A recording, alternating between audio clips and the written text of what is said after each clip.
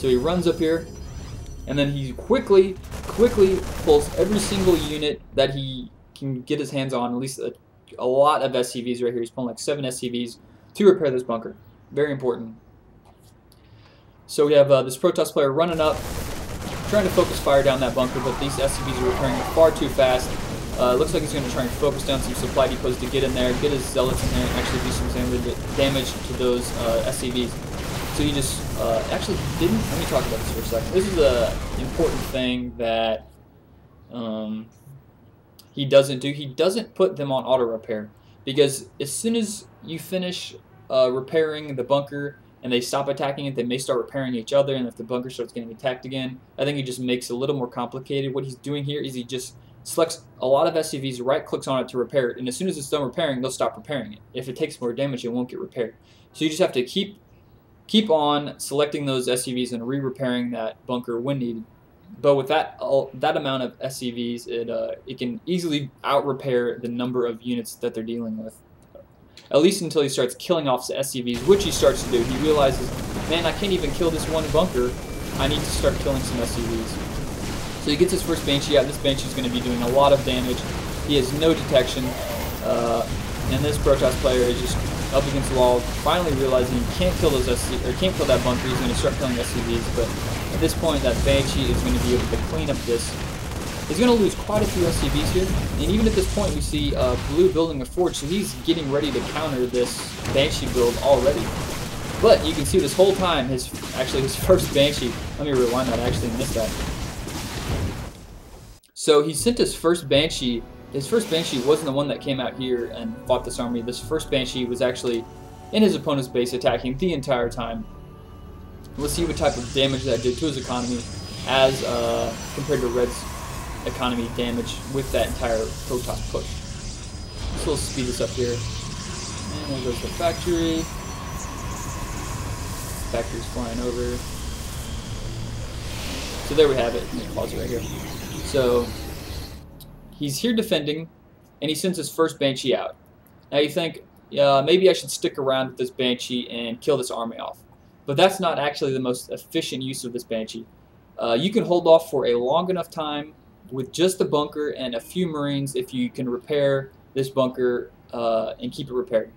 Now, of course, if you're a Protoss player, you're like, wow, why didn't this noob force field the bunker so he can't repair it?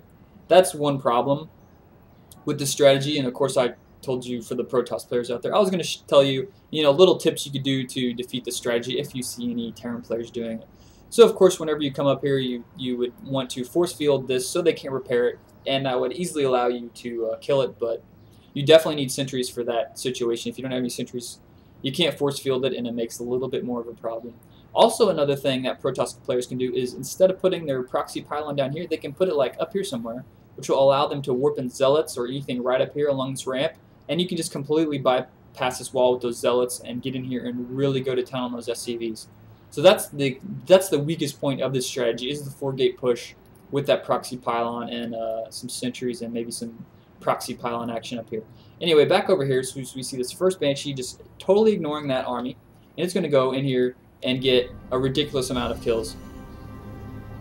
And he's warping in stalkers. He builds us a forge because he's like, oh no, there's a Banshee. He just now sees it, and this Banshee is just going to town on these probes, killing 17 of them. And the whole time, let's pause this. The whole time he gets 20 kills. Now you're thinking, oh, he probably should have microed better and grabbed all his probes and ran over here and just ran away from that. But the whole time he was too busy microing his army here, and he wasn't paying attention over here. Now, a better Protoss player probably would have ran all his probes and hid them or something like that, and maybe had this army fell back and then made a wiser decision. That's what you want to do. But this Terran strategy forces you to have to make those tough decisions. And that's what makes it really popular. Or not really popular, really good. I use this strategy. I tested it out yesterday. I played against 5 Protoss players in random with this strategy, and I won every single game with it. And I'm not even that very good of a Terran player. I've mostly been playing Zerg recently, but so we saw right there, you have to force the Protoss player into tough decisions and force them to play at their best. They have to macro well by saving all their probes, micro well, sorry, save all their probes and deal with this front push at the same time. And let's say even if this he saved every single one of his probes, and he didn't kill the front though, and we're back to square one.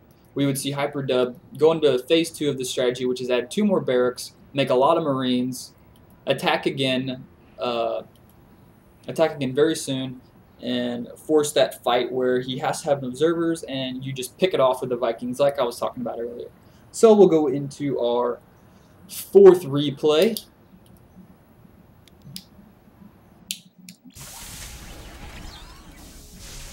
This one is on Scrap Station. This is another really good map for this strategy because of the short fly distance between air units, or between maps.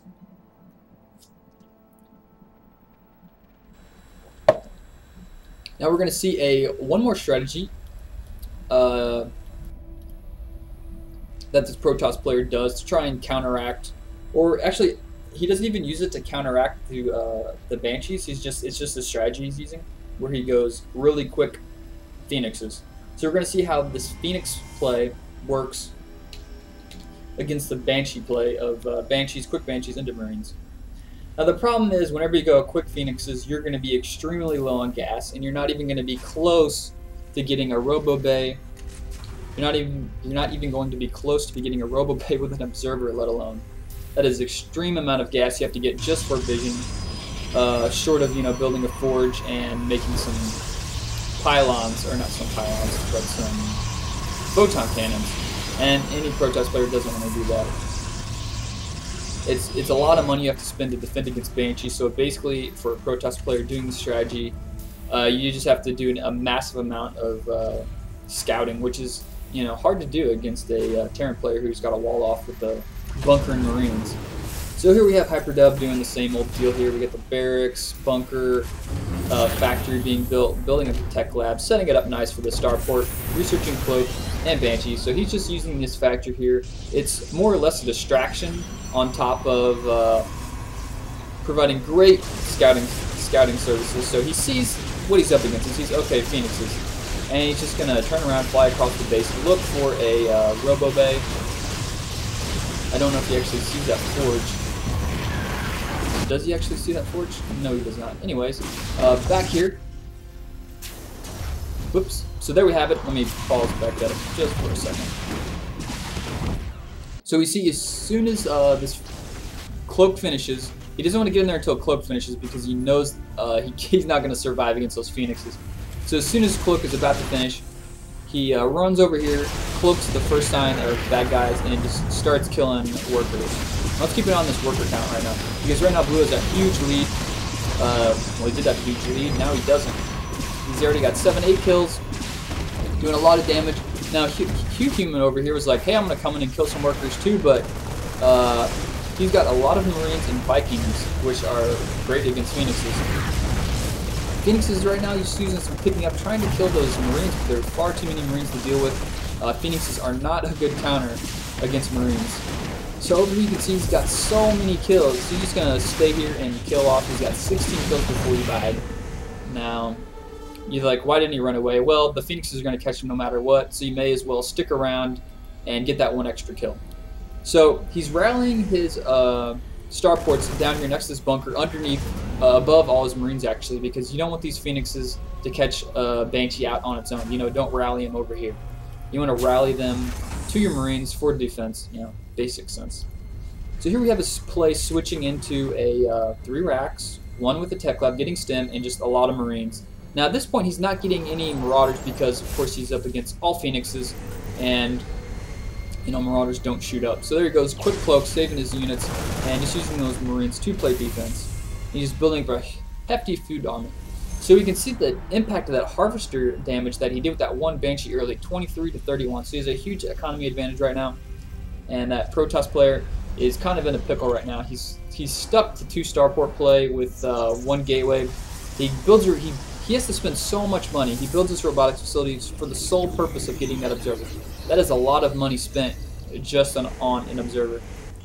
which is what the Banshees force you to do. So getting a fair amount of Banshees, I think he got 3 here. He's deciding to switch over to Vikings, which of course will do a lot better against Phoenixes than Banshees will. And considering the majority of his army is air, it's a lot more cost efficient to build Vikings than Banshees. But he's still getting a fair amount of Banshees, as well as a equal fair amount number of Vikings. So we're going to see him push out here in a little bit. Here he goes. He's going for like a 90 food army count. I've seen him attack with like 80, 85, but it's usually around between like 85 and 90 food. I see him attack. So he's got a huge army here. He's got so many Marines. He's pulling out his SCVs to do the repair and meat shield deal. He's got a huge army here. Army count, let me do the army comparison. You can see right now 102 food versus 63.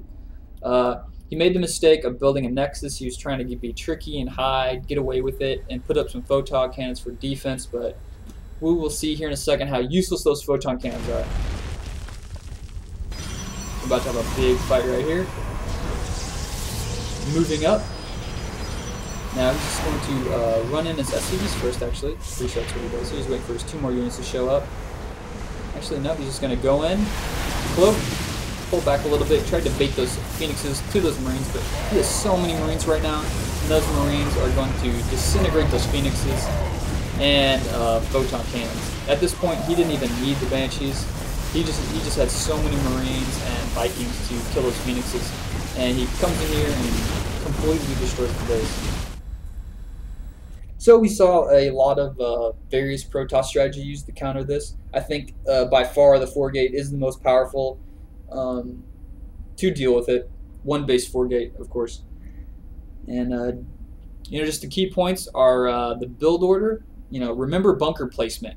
Have some type of scout out in advance so you can move your SCVs there to be there ready to start killing or start repairing that bunker. Because when I tested this out, I had a guy 4-gate me, and he came up, attacked me, and I wasn't ready for it. I wasn't prepared, and he completely destroyed my bunker in like a matter of seconds. Not enough time. Just the 1 second buffer you have running your SCVs from your mineral line to your bunker is extremely important.